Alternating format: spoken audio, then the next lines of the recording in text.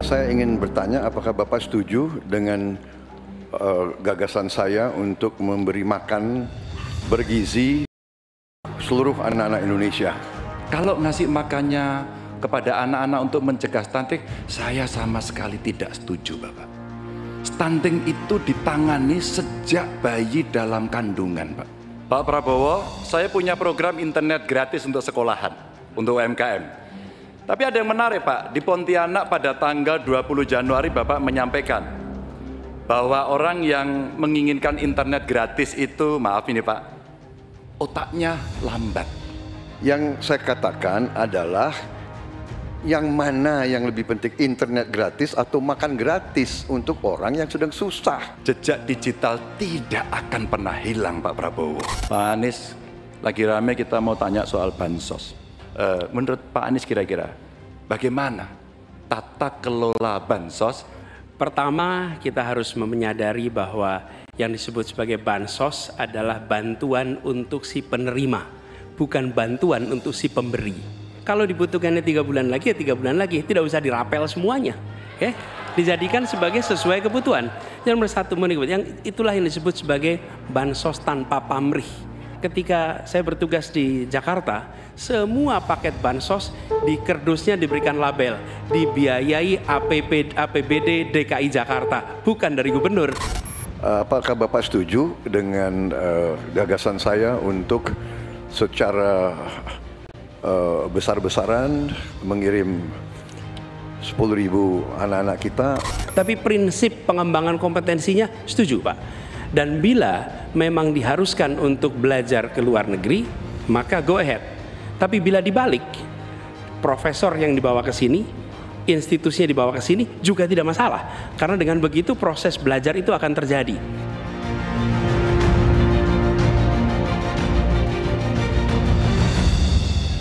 Kelompok tuli yang mengatakan I love you, dan itu adalah ini sebuah ungkapan dari mereka agar dia bisa mendapatkan kesetaraan akses yang sama.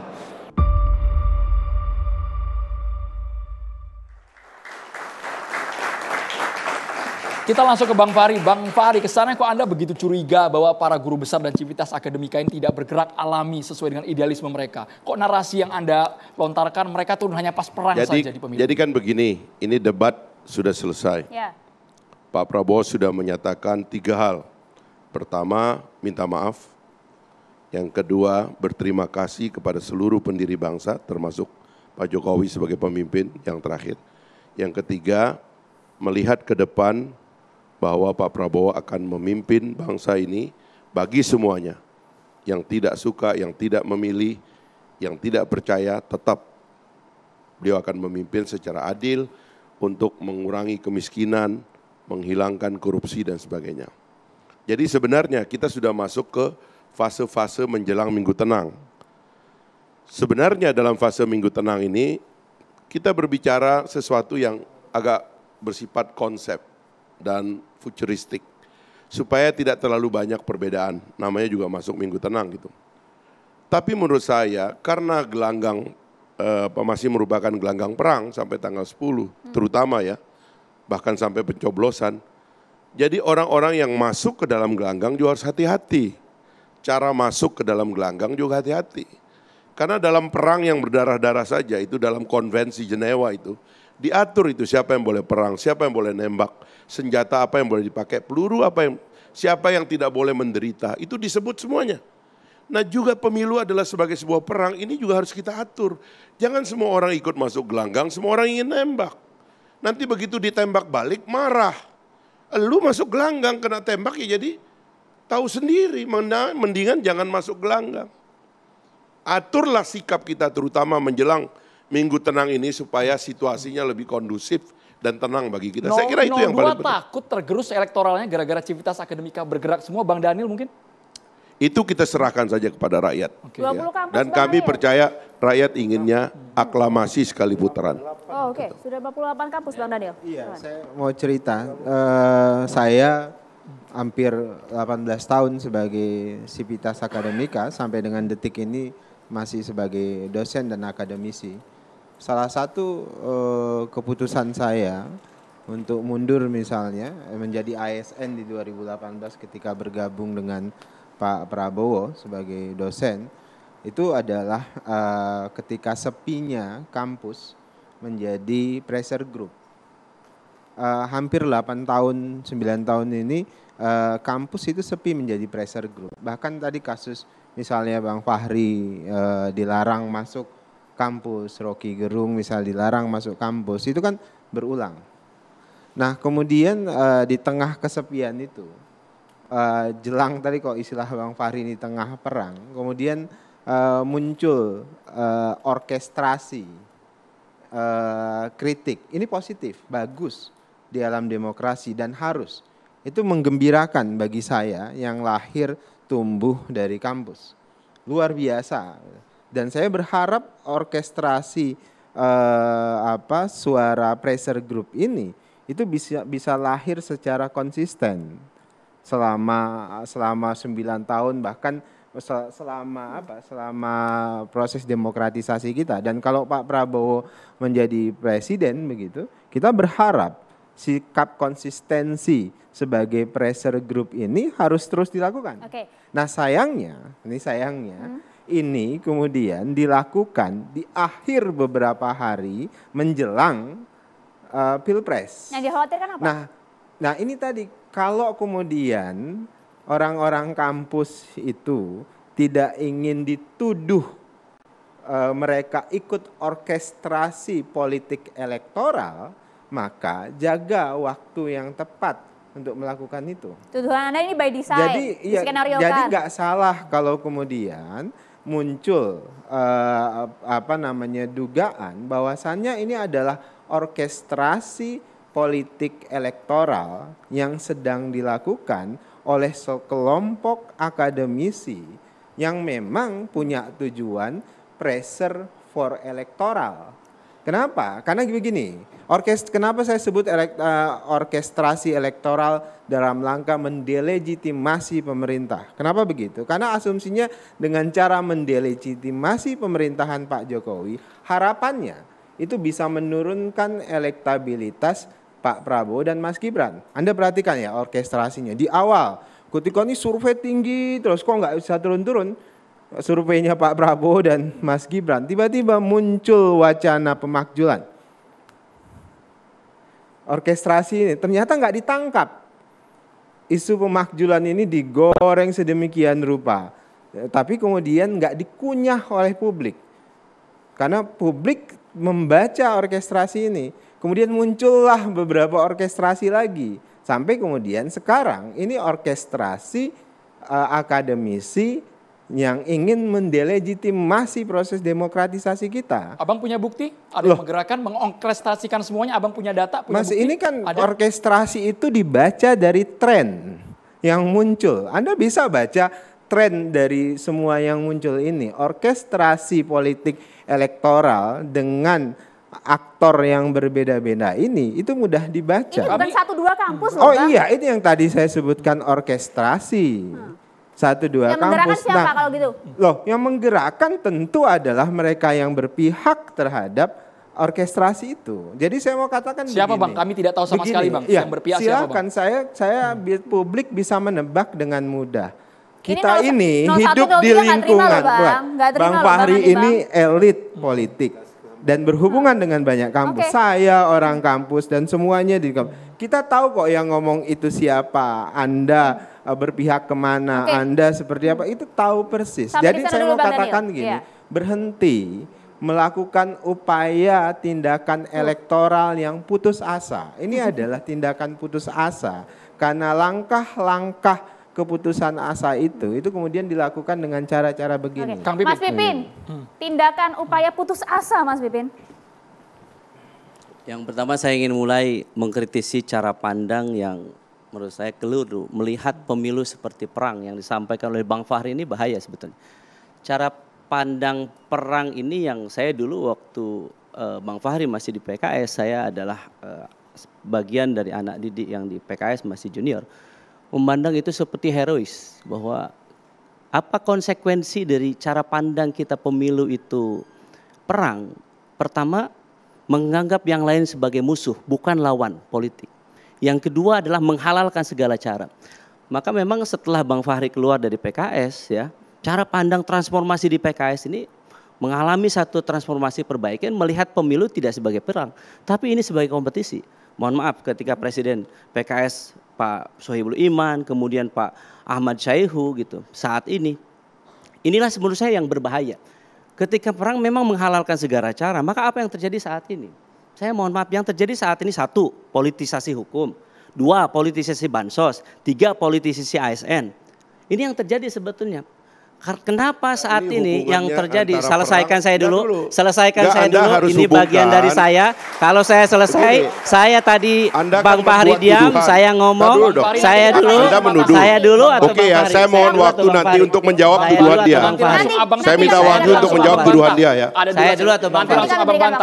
Silakan. Inilah saya kira pentingnya kita punya etika. Jadi ketika diskusi saja, saya kira kita harus memahami bahwa kenapa kekhawatiran kita sekarang itu, mohon maaf ya, daya kritis. Saya ini dulu juga bekerja sama dulu ketika jubirnya dengan Bang Daniel, ketika melihat fenomena banyak politisasi bansos ketika 2018.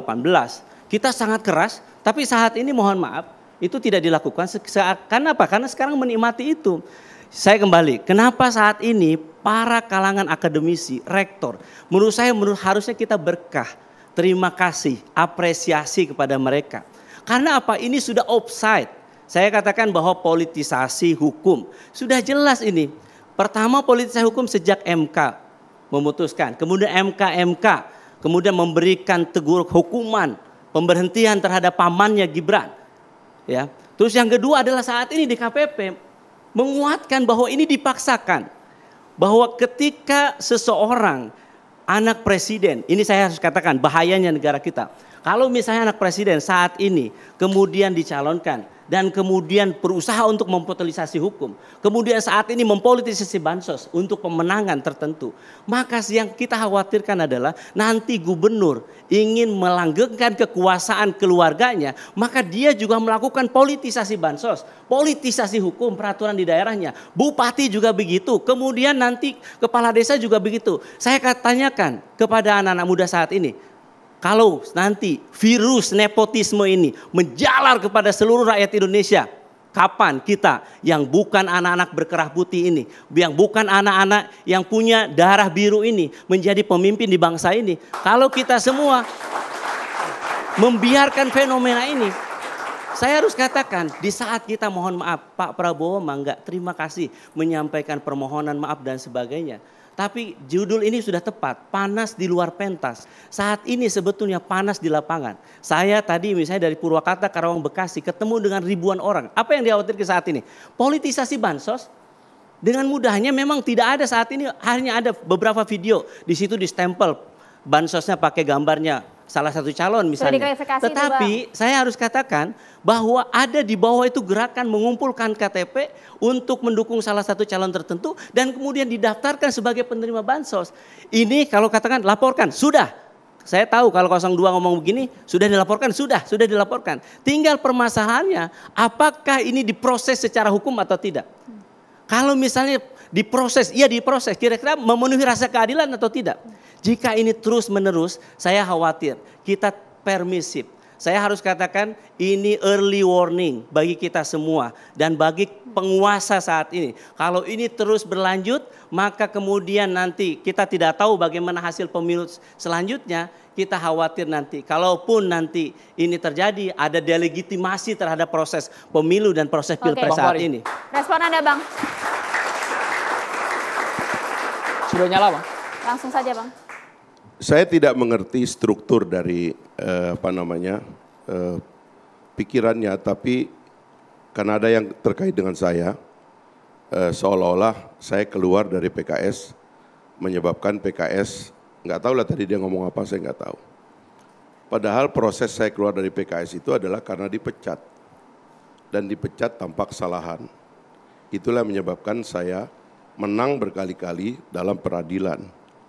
Dan bahkan itu sebenarnya menjadi jurisprudensi bahwa wakil rakyat yang dipilih oleh rakyat itu dapat bertahan di lembaga legislatif meskipun dia tidak punya partai. Dan itu sebenarnya perjuangan kami sekarang di Partai Gelora, bahwa partai politik hanyalah alat yang dipakai untuk menjabat ketika dia dipilih oleh rakyat. Begitu dia dipilih oleh rakyat, maka kekuatannya sebagai wakil rakyat tidak boleh dijatuhkan oleh partai politik.